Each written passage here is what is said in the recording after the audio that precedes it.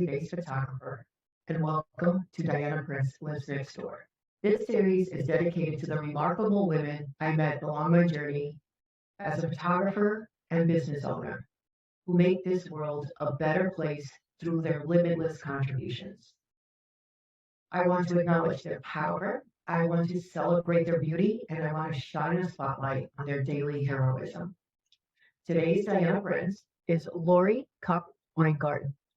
Laurie is a certified educational planner and president of One Stop College Counseling. She's based in New Jersey, but she works with students throughout the country to help them reach their full potential. She helps them with every aspect of their high school journey so that they can excel as adults. Laurie has 2 children of her own who in the blink of an eye became adults. So I am very certain there are a lot of parents out there who would agree why Laurie is my Diana Prince for today. Laurie, thank you for joining me on Diana Prince to start this important series about getting out of your own way. Thanks for having me, Angela. I'm happy to discuss all about that. Well, personally, I heard this term a lot in my corporate career and also when I was just starting my path as a business owner. And I have to say, I did a lot of nodding, but I didn't really understand what people were trying to tell me. So I thought it would be a great topic. Let's start out with a little bit about you. I mean, how long have you been in business, and just give me a little background on what made you want to start your own business? Okay, so we started One Stop College Counseling this is our 12th year. So we hit that over that decade mark, and now we're already into year 12, which is still shocking to me because I still feel like I just started. But it wasn't so much that I wanted to start my own business. It was that I wanted to do this business. I've always had a passion for college counseling. Actually, it was really a passion for the interest. I was always interested in college admissions. From the time I was in high school, I was like, I must have been a weird high school kid because I knew I was going to go to college on the East Coast because that's where I grew up. And my parents said, you have a certain radius. You can go as far north as Boston and as far south as Washington, D.C. Pick one. But I was still researching colleges all over the country because it was something I was interested in. And then I went to the University of Pennsylvania. While I was there, I volunteered with admissions. I was a tour guide all 4 years. It was something that really fascinated me. Admissions fascinated me, but I didn't think of it as a career. And I don't even think it was much of a career back then. So I was in the Wharton School of Business. I was business all the way, majored in marketing and went into marketing. But as soon as I graduated, I still wanted to be involved with admissions. So I interviewed for them. I did it as an alumna interviewer for decades. And then eventually I went back, I got my MBA, and then eventually I worked back in marketing. And then I got married, had children, and I wanted to take some time off to raise them. And even then, people would always ask me questions about college admissions. And when my kids were in elementary school, I used to say to my husband, everyone's always coming to me to say, how do I get my kids into gifted and talented programs? They're always asking me things. It's because I was knowledgeable, because I made it my business to know it, because I was interested. So when I came to the point where, okay, my kids were getting older and I wanted to go back into working, I couldn't stay home the rest of my life. And I started to think about, what do I want to do? And I found out that this is really a business. Like, people help other students and families navigate the college admission process. So I researched it and I found a business partner and we opened together. And it was a woman-owned business. And it was successful pretty much right from the get-go. So it's really been a wonderful experience. I don't think a lot of people get to turn their hobby into a career. And I really love it. I absolutely am passionate and love what I'm doing. So that's kind of how the business started about 12 years ago.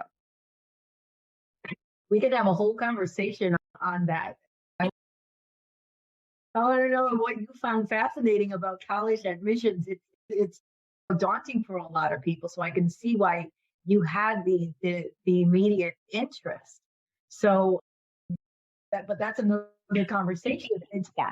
It's wonderful.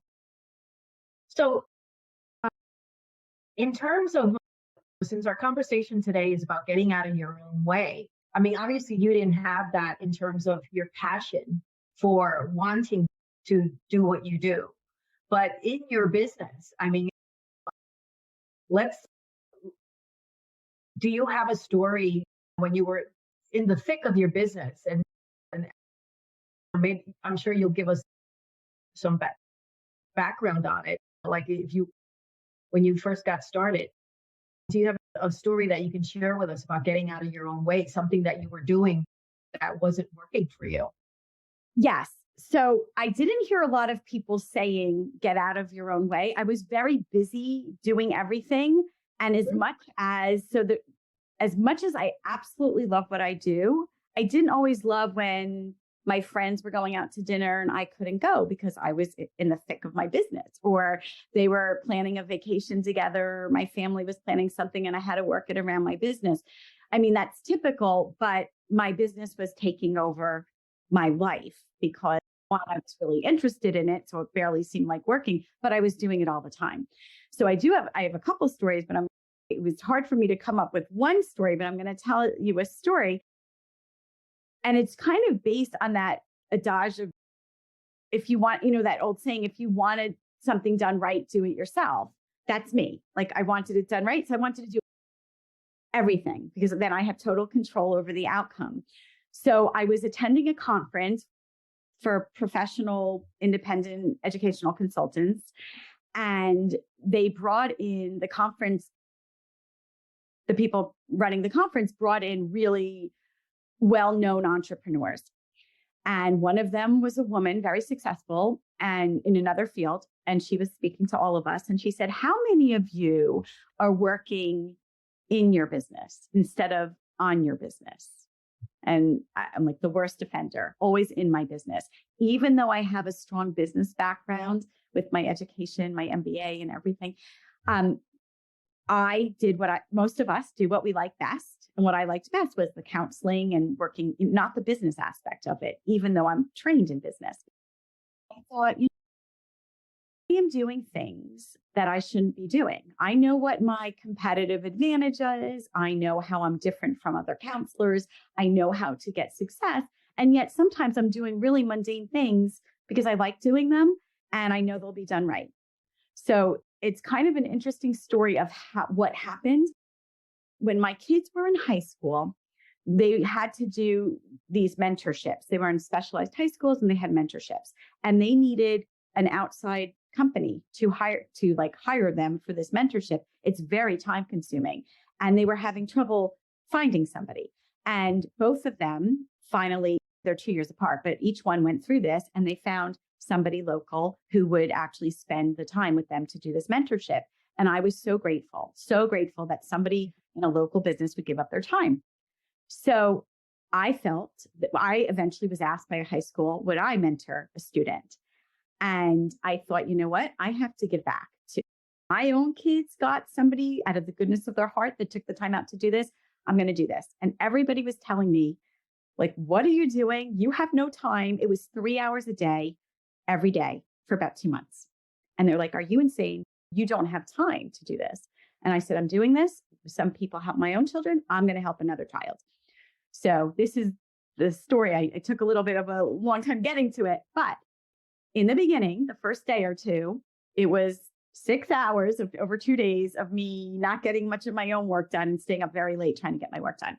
As it evolved and I worked with this high school student, I was giving him more and more things that I didn't really need to be doing. An untrained high school student, in this business, was able to take over little parts of it, start in social media, making a new template for our newsletter, all different things like that.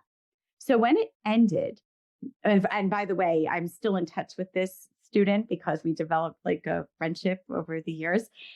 But when it ended, I thought, I don't want to go back to doing this stuff that I don't need to do. This doesn't help my students. This is like almost not busy work, but things that I really could give up. So we have assistants behind the scenes in our business, and I started giving more and more to them. Anything I felt, to me, that was getting out of my own way, because I need to be focused on I need to play to my strengths. And my core strengths are helping students get into business, not social media stuff, not things that are just that a high school student could do. So that to me was a big reveal, like a big learning point. Like, just even though I like doing it, stop doing it and focus on what that only I can do. Focus on the things that are unique to me and I can use to help my students get into their college of their dreams. So that to me was a big story. Was there an aspect of avoidance in there? Like, was there any part of your business that you weren't excited about getting into, but you kind of knew you had to do it? Like, let's say a lot of business owners don't like marketing or something like that. So I'm not a psychologist and I can't psychoanalyze myself, but I definitely preferred working in the business and doing the day-to-day tasks, which left little time to kind of step back, which is very important when you own a business, and figure out where your next direction should be, what else you should be doing. So it's possible that I think all of us are guilty of doing the things that we like to do. So I also, maybe there's a little control aspect there where if I do it myself, I am controlling the outcome and it's going to come out exactly as I want it to be. But some things you just need to let go. Some things are just not that important. So I don't know if I was everything was getting done, but I have a lot of strengths in this business and I should be focusing more on the things that are really going to make a difference and let go of the things that don't make a difference. So I don't know. All I know is that having this intern really showed me, like, yes, take these things off your plate, even if you like doing them, because they're not directly correlated with helping the students get into their school.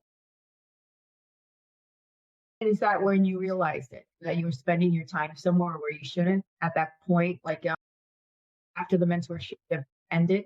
As it was ending, that's when it kind of the light bulb went off. I'm thinking, I don't need to go back to doing these things. I need to kind of have somebody else who's capable of doing this and focus on what's really important for me and what kind of highlights my aspect, my ability to help students. My strength is working with the students one-on-one, not doing the busy work.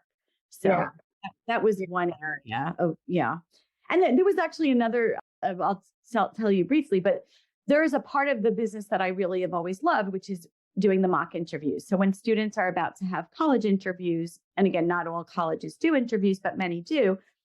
I had worked in it for years for University of Pennsylvania. I wanted to help my students really ace their interview, be better than everyone else. But the interviews happen the summer, a lot of them, but the summer before senior year. That's when I'm working with them on essays, finalizing their college list, trying to figure out where they're going to apply early decision or early action. And it was taking up a lot of time. And I knew that there had to be somebody who could do it as well as I could.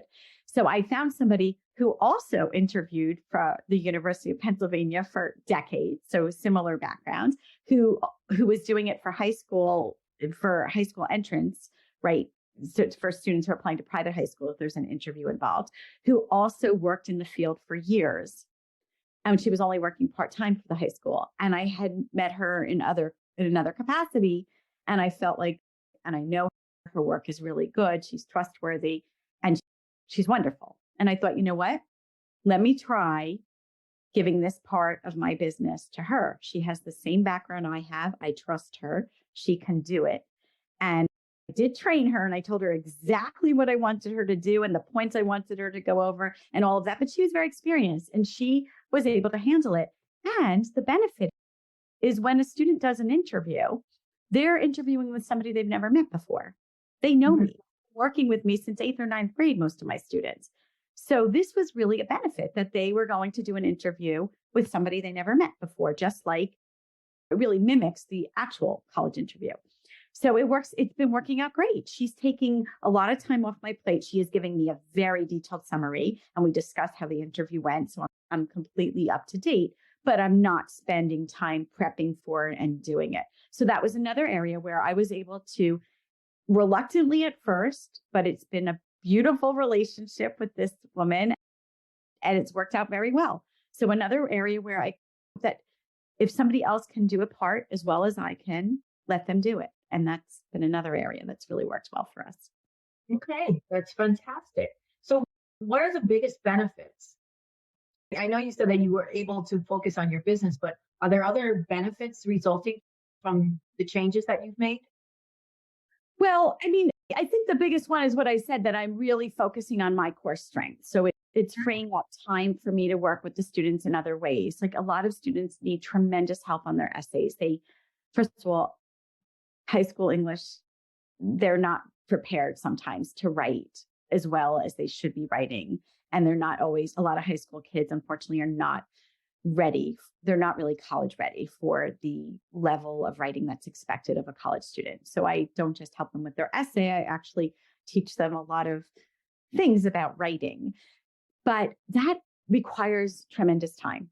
And I spend a huge amount of time on their essays. I mean, even little things like the average high school student or even the average AP high school student doesn't realize that certain subjects are always capitalized, like English and Spanish and foreign languages, and other subjects are never capitalized. If you say I'm in my math class, you don't capitalize it, or my history class, you only capitalize it. I'm not trying to give you a lesson, but you only capitalize it if it's a name, like AP history. So we see this all the time, and I'm thinking, wow, you've been through 12 years of high school and your teachers never told you that English is always capitalized and math is not. So things like that. Laurie, I didn't know that. Know that? You just gave everybody else an education and everybody's going to go back to that email to correct their English. Oh my goodness, I did not know that. Yeah. So that's what I'm doing. I feel like they're not coming out of English class with high school in strong enough. They're not learning this. Nobody's correcting it. So I'm correcting it because a lot of admission officers do have an English background and they don't want to see the word in my English class spelled with a small e. So that's just one of many things I correct, but I'm also trying to tease out their story. A lot of students will say to me, I have nothing special about me. I'm an ordinary high school student. So one of our favorites is this girl said, no, you don't understand. I really am an ordinary student. I have nothing to write about in my Common App essay. And we started talking and I was asking her all sorts of questions. And we ended up with this fabulous story about she's the only girl in her high school that drives a stick shift. Now, That's a big deal. and it's, what's even funnier? A lot of students, when I tell the story, they're like, what's a stick shift? They don't even know. You're like, do you mean the thing in the middle where you turn from drive to neutral? I'm like, no, yes, but that's automatic still, but they don't know. But so then we started talking more about it and what a disaster it was. She almost gave up because she stalled a few times. Her father, who was teaching her, was screaming, he kept saying, you're going to kill us. You're going to kill us because of the way you drive. And she almost quit. And we talked about the resilience. And so I want to spend time teasing out those stories. I want to make sure that the student has a college list that's really going to work for them, schools that they can get into, because often we'll hear from students we've never worked with who call us after it's over. And the mother's like, my kids didn't get in anywhere. And what could have happened? And I look at their list. I'm like, this was a completely inappropriate list for what your student had. So we spent a lot of time on that. So I do have to give up some other things to make sure that our students are going to increase their chances of success, of successful admissions, successful applications that result in admissions. So I think that's what I learned, that as much as I would love to do everything a good bit, and maybe in the beginning when you're first starting, you do need to do everything. You're not going to be able to just hire people because you're just starting out. But as the business is progressing, you need to delegate. It's so hard to do. And I think every business owner has had trouble doing it, most business owners, but you need to do it because you need to focus on your strengths. And that's what I'm always saying to myself. Is this going to help my students? If not, delegating it. So that's what I really learned. I can't do it all as much unless I want to give up sleeping. Then I could do it all. If I didn't sleep every night, I could do it. But otherwise, I can't. Yeah. The thing is, you don't necessarily have to. I mean, a lot of us could say personally, I'm a bit of a control person. I want to be able to control the quality of everything. And, but ultimately that push is going to come to shove, and I'm not going to be able to do it all. But it's about the fact that you were aware of it, whether when you're in the muck, you typically aren't aware of it, but you came out of the mentoring session, you looked at the time that you dedicated and what your activities were, and you had your aha moment, right? And you're like, I'm not going to do this again. Yes, and all those people who said this is a You got to look back at what you're doing and why you're doing it, and where is that getting you, and that leads me into the next question for you, actually. For any woman who is going through this right now, maybe she doesn't realize she's in her way right now, but what advice would you give a woman that's going through a transition phase, who wants to create a different life, who may not realize that they're getting in their own way? What would you say to them, and how would you help them out? Well, I mean, it definitely helps when you're starting a business, if it's a business that you're really passionate about, because this would be hard. It's a lot of hours. I spend a lot of time. So I'm definitely doing something I love. And if for any student, I think so much students, for any woman who is trying to find a niche or start a business, make sure it's something you're really dedicated to, because that's going to increase your chances of success. But if you're in the business already, really spend time to figure out where your competitive advantage is, what makes your business and service unique, and then focus on capitalizing on those strengths. Allocate the correct amount of time to making your business stand out. Who are you? What is your competitive advantage? And then let people handle the things that you don't have to handle. And I think that's just a hard lesson for everyone, but particularly women to learn, because women are used to doing it all and they're told they can do it all. But in reality, yeah, maybe they can do it all, but they're not going to do it all to their best ability, because there is a limited amount of time. So I think that's when, going back to working on your business, you need time to reflect. You need some downtime to really think about, where are my strengths? Where is the business going? How can I make this business better? And if you're busy with all those mundane things and doing menial tasks that aren't really furthering your business, you don't have time to think of those things. So my advice really would be to really spend time every month, a little bit of time, thinking about what's going well, what's not going so well, what can you kind of delegate to somebody else so that you have more time to work on your business as well as in your business.